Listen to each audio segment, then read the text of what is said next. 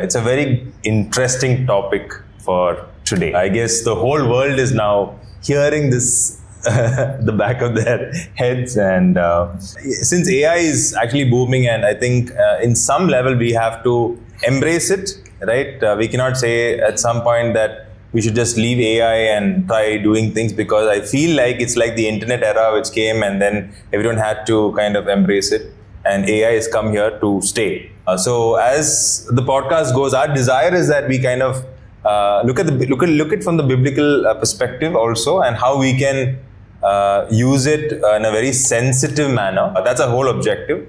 But there are a lot of people like me who do not know a lot about AI. But I mean, at the core of it, what we are really looking at, what's different today from what was before, is because we've always had automations all this while. We had bots doing things for us all this while. But what's been new in the recent years has been generative AI and large language learning models. So these models are basically now these decisions are, all of the data that you have out on the internet almost is now accessible to these models to make sense of. So they can now make sense of text. So now they can reason better. Their decision making has become a lot smarter, and thus you see you're seeing automations scale better heights. They can do more automations than we could do before, because they can understand and interpret text now. They can understand and interpret images now. So that's what's been the real boom recently. A large language model, like people may have heard of LLMs. So it's a large language model. I think the interesting thing about that, like you were saying, is it's large, so a lot of data has gone into it. That's one thing that's different about why it's happening now versus before, is that a lot of resources went into getting that data set, using that data set, processing that data set.